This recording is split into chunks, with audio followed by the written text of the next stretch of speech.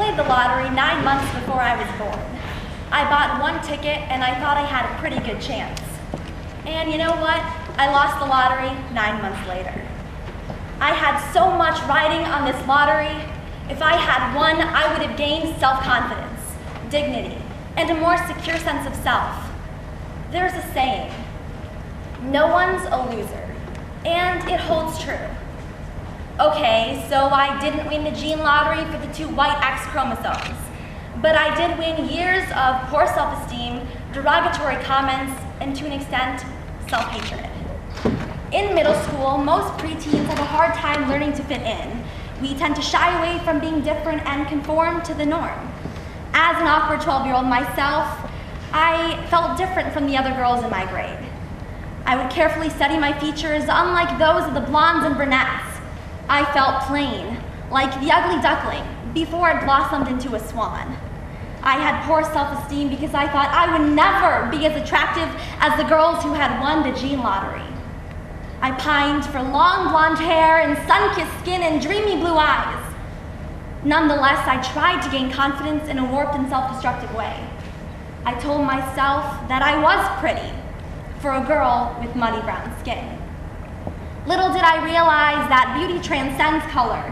Little did I realize that the color of our skin doesn't diminish beauty. The first seeds of poor self-esteem were planted in middle school and fertilized later in high school. An Indian classmate was talking to me about a girl he had recently met. He began describing her personality and her appearance. He then quantified her beauty by rating her a 7 on an Indian girl scale.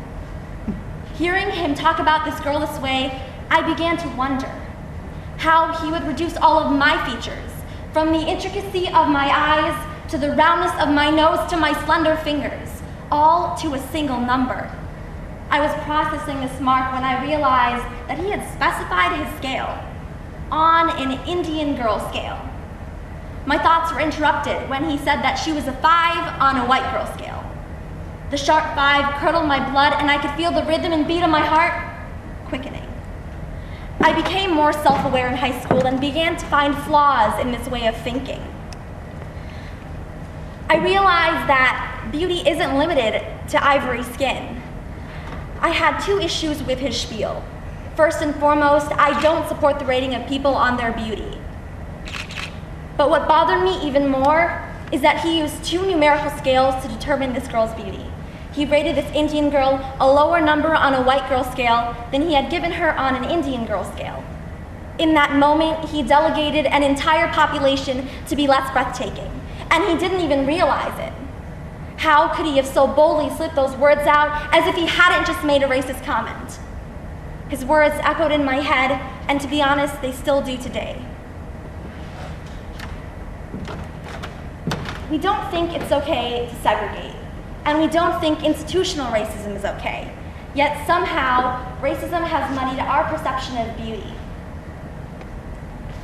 Beauty isn't limited to ivory skin, and racism exists in many forms, and none of them should be acceptable. I'm tired of pretending that when people say that someone is attractive for an Indian or an African American or any other non-European race, that it's okay. So when I told him that he was a racist, he rolled his eyes, shook his head, laughed it off, and labeled me a crazy liberal. For obvious reasons, nobody likes to be called a racist. But I think it's time we take a stand.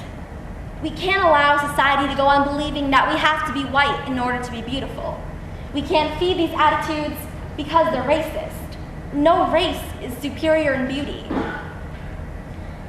I've always been afraid that they see my dark brown eyes and my black curly thick hair and my oatmeal colored skin as an impairment, an imperfection that has infected my entire body. They tricked me into believing that my beauty could be qualified. I felt caged in my skin, and they capitalized on this deficiency. They exploited my insecurities. And after years of feeling like I would never place on that alluring, unattainable white girl scale, I realized that a scale like that shouldn't even exist, because beauty isn't limited to ivory skin. Okay, So I played and lost the gene lottery. I should have bought more than one ticket to improve my chances of winning. Then maybe, just maybe, I wouldn't have dealt with years of an inferiority complex, hoping that one day I'll be able to accept myself as beautiful, not in spite of, but because of my caramel skin.